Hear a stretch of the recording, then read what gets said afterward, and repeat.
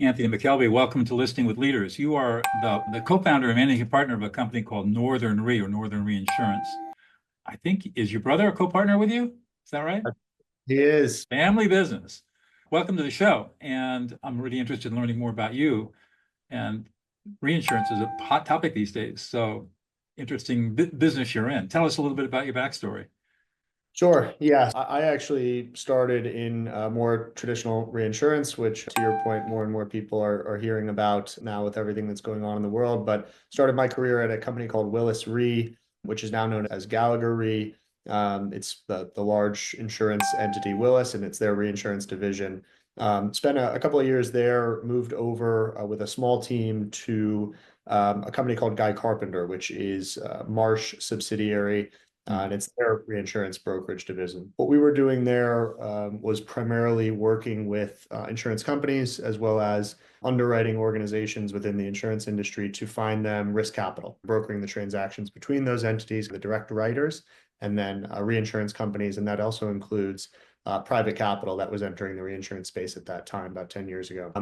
In 2018, moved up to New York to lead risk capital, or effectively doing a similar role that I was at GC and Willis, and doing that for an insurtech company called Boost. There at Boost, we were building, and they still are building, an MGA platform, managing general agency platform. So we were providing technology solutions, we were providing product solutions, and we were providing risk capital solutions to anybody that wanted to plug into our stack and sell insurance for themselves, whether you were an embedded platform, real estate, or cybersecurity, or you were a sophisticated insurance entity and you just wanted to plug and play a new product. That's what we were doing there.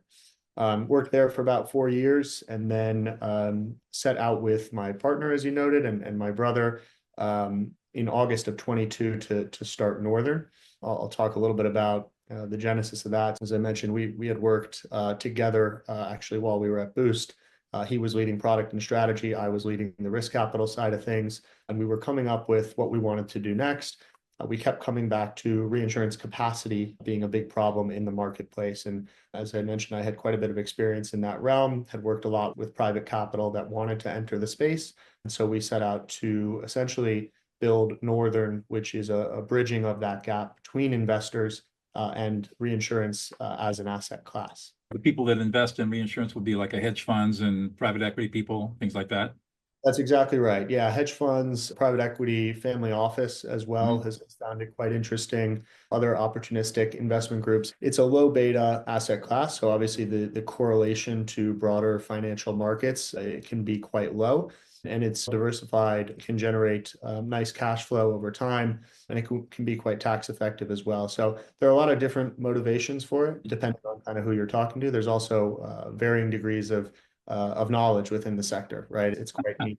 So I can that's imagine this can be a very complex, sophisticated area of both finance and insurance and risk. right. So what exactly you get your capital, I get the capital, you get private capital coming in, and then are you actually doing reinsurance yourself, or brokering it, or what are you doing? That's right. So at Northern, we're responsible for really end to end bringing that capital into the market. What we do is we go out and we source transactions from insurance companies. Effectively, what we're doing is buying their liabilities. We price those liabilities, we structure terms around them, and then we execute on those transactions, and we manage the flow of funds throughout that process. There's quite a bit that goes on in the middle, but we're responsible for everything in between. And I'm just curious, we've had a lot of disasters in the last couple of years. Is that affecting your business? Great question. Northern is unique in the sense that we do not focus on property catastrophe risk whatsoever. We focus on a segment of the market that's known as casualty. We Mhm. refer to it as higher frequency, lower severity loss events. So these are things like auto and general liability, professional lines, things where the frequency of these events, car crashes, slips and falls, are highly modelable. They generally occur the same amount of time year over year. And so it gives us quite a bit of comfort around the volatility of those portfolios of business. Got it. So you've been doing this now for a long time. You have this company, Northern Re. I guess you're moving into your third year now, roughly. Yep, that's right. What gets you excited to go to work in the morning? What's motivating you? Oh man, there's something new every day. And I think at this stage in our life cycle, what's exciting to me is starting to bring on really good talent. And so we're at the point now where we've got the budget to go out and bring in different people for various functions.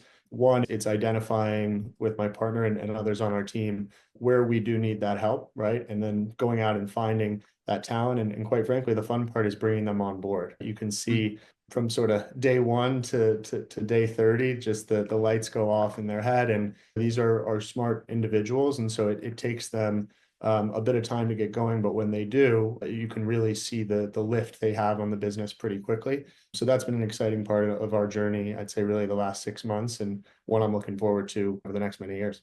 I've interviewed a lot of entrepreneurs who've done startups, and they say, almost to a person, they say the most important consideration when you're a CEO of a startup or a new business is if you're thinking about scaling, you've got to hire people who know how to hire people. Yep. And if you hire people that they may be technically really good at what they do, but they don't know how to be leaders themselves, and they don't know how to hire people underneath them, you'll never scale. And That's a great point. I think we view this as a fairly lean organization over mhm. time. One, because Peter comes at it from more of a technology lens. He was at Uber for a long time and has always been on the tech side of things. So he's really, ingraining that in the culture, which of course keeps kind of employee headcount down. But also that's a focus for us is maintaining a lean organization. So to your point, bringing on folks who are just then looking to hire additional people under them and not roll their sleeves up. That's something you got to look out for. It's something you got to vet. So tell me what your typical day look like. Yeah, so no day is typical. I will say that. I can imagine. Yeah, but it's pretty seasonal with our business. So we have periods of heavy growth or heavy opportunity where a lot of my days is helping what's known as our chief underwriting officer to triage deals, to work through the underwriting and the pricing of those transactions, communications with investors on those transactions, and ultimately seeing those through to execution. That can take up a pretty significant share of my day, really from the periods right before January 1. So we're entering that right now. And June tends to be a busy period for that as Hmm. well. Following those periods, what I tend to focus on is learnings from either the prior quarter or the past 6 months and trying to set the stage for the subsequent quarter and thinking when I can even further ahead than that. So it's working with Peter on what initiatives are we going to be focusing in on, where are we going to be dedicating resources, where are the hires we need to make, working a lot with our external consultants, which we have many of, to try to manage process, right? It's a lot of operationalizing the business at this point. I think we've been successful in bringing in capital so far, and we've been successful in deploying it. So now it's about making sure that from a technology standpoint, from a process standpoint and operations, everything is flowing smoothly. And that way, when we're hopefully continuing this growth trajectory, everything is manageable and built in such a way that we can scale. You got to pay attention. I'm sure you're dealing with massive amounts of money for the ordinary person, and keeping track of all of that That's becomes right. pretty important. No question. I think there are technology solutions and platforms that we've brought on. Compliance is a big part of this, and we work entities who are beholden to the highest level of compliance in financial services. And that's something that we had to get a handle on very quickly. It's working with people who have experience in that realm. And I think we've been fortunate to have partners on board in our early days that have been a resource for that. And we've grown up together in that sense. Anthony, what do you think it is that's unique about you personally that you bring to the table that makes all this work? That's a great question. I think, and what I've noticed about myself is that I have a fairly high risk tolerance. And so I think when in anyone's entrepreneurial journey, taking that leap is, you always remember that, right? And it's an incredibly momentous decision. It is not one that's taken lightly, especially as you get older and you have things like a family and folks that rely on you. But I think in my mind, it was justified because of how much preparation and how much work we had done to get to that point. And ultimately, that calculator in my head that was saying risk and reward, it had finally gotten to a point where it had been pushed over the edge. And I don't think that calculator works the same way for everyone. I was fortunate and lucky that things have worked out since that pivotal moment. But that's not to say it was necessarily the right or wrong decision. It was just how my brain was wired. So I think Right. that's definitely a big part of it. Yeah. So it sounds like you spent a number of years learning and growing personally, and then finally realized you're at a place where you can make that big decision and probably make it successful.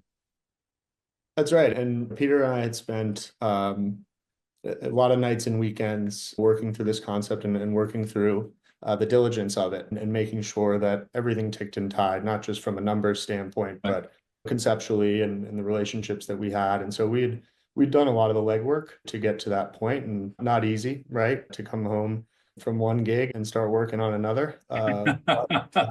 Nope. That's what it takes, at least if you want to have kind of that high degree of confidence when you make the jump. So what's it feel like for you to now be a co-founder, partner in your own business as opposed to working in somebody else's large organization? Yeah, it's first of all, it's great. I think I do well with accountability. I do well with responsibility. And so I've been able to manage that. And I think I had some experience in my other shops. Obviously, Willis and GC, part of very large organizations, but was always a part of a very small team within those organizations. And given the role that we were in, we were on an island. And so we were used to being scrappy in that sense and used to eating what we killed. And Boost, obviously, a very small company when I joined. I think I was the seventh or eighth employee. Hmm. When I left, we were probably 40 or 50, and we were almost a Series C company. So I had some training in that respect. But at the same time, I knew that I wanted to eventually wake up and go to work for myself, as many people do. Getting there is not all it's cracked up to be, but I think overall the feeling and the pride that brings me makes it worth it. So I want to pivot to listening a little bit. This show is called Listening with Leaders because I think that one of the most underrated skills in leadership is learning how to listen to other people, and not just listening to gain information and ask questions, but listening to validate people so they feel heard and valued. And I'm just curious about how you learned how to listen. You wouldn't get to where you are today if you didn't know how to listen. Yeah, very good point. I think any good leader would tell you that they had many mentors along the way, folks that they looked up to, folks that spent the time to talk to them individually and to teach them not necessarily about a particular job or skill set, but just how to be the best version of themselves.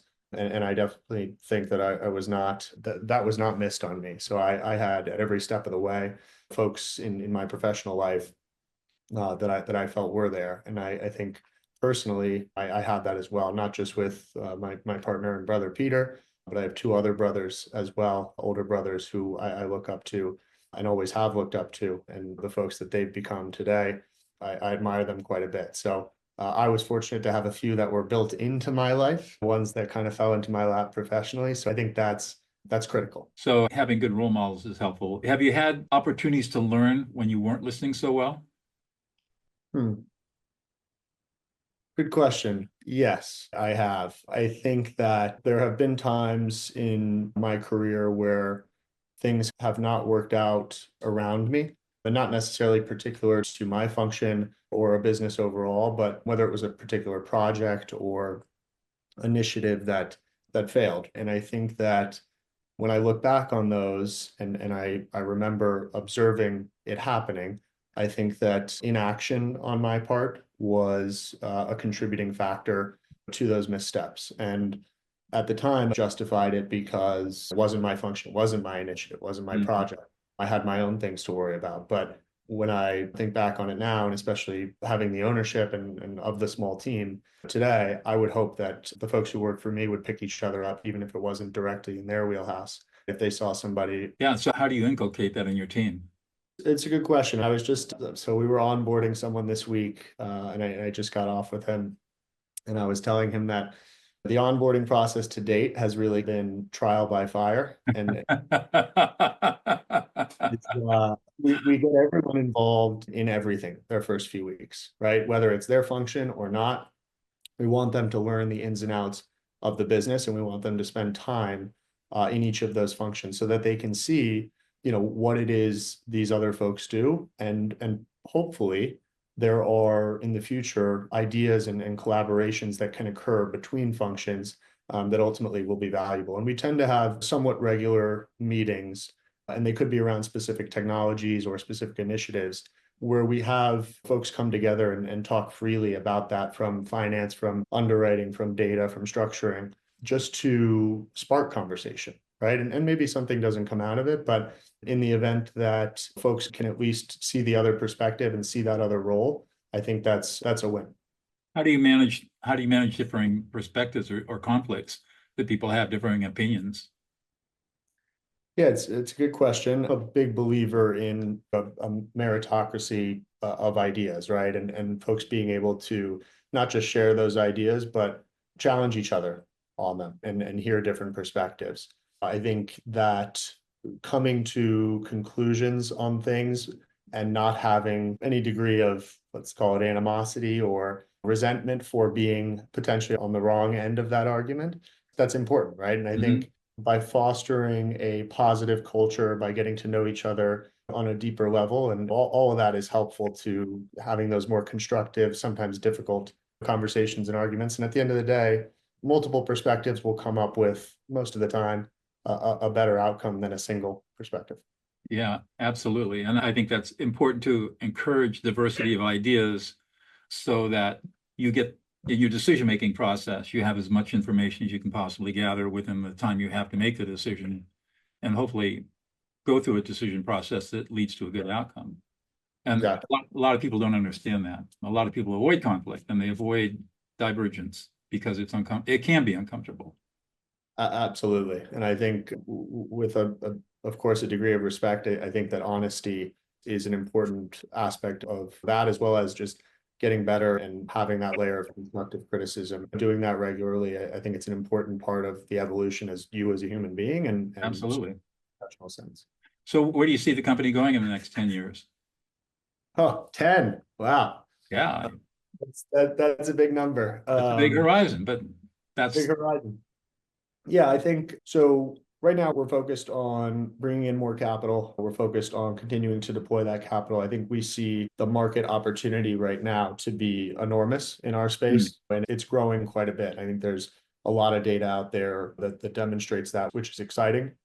I think that's specific to the US, but also when we talk about 2, 3, 4 years down the line, there's certainly room for global expansion. wow. I think the market there is still maturing with respect to working with entities like ourselves, but we want to be a part of that education process. We want to be a resource for those companies abroad that ultimately could benefit from this type of capacity. When I think about that kind of time horizon, it's certainly that global expansion. I think there are other business units that are very complementary to the existing one, not just for us as Northern, but also to our investors and to our counterparties. And I think that's what we need to consider in all this. And as we make decisions as a company, is how will this better serve the folks that ultimately are utilizing the infrastructure, which is, of course, the insurance companies and the underwriting entities, as well as the investors. Right. Well, one more question before I let you go. This is really Well, fascinating business. Anthony, what's one thing about yourself that we would never know about unless you revealed it to us? man, on the spot. I am and always have been an avid video game player. Oh, So okay. uh, Counter-Strike, I played World of Warcraft as a kid, all types of strategy games. We've got a really good crew from my hometown that still gets on Sundays and we all play Wow. together. And my brothers are in there too. It's a nice way for us to all stay connected. And yeah, I think I've learned a lot from my gaming days. Good for you. Good Yeah, for you. That's fun. I don't think of the 300 guests I've had on this show, I don't think anybody's ever said that they were a gamer. right. But this has been a great conversation. I know that my audience really appreciates your time. So thank you very much, Anthony. Sure. Thank you, Doug. I appreciate it. Absolutely.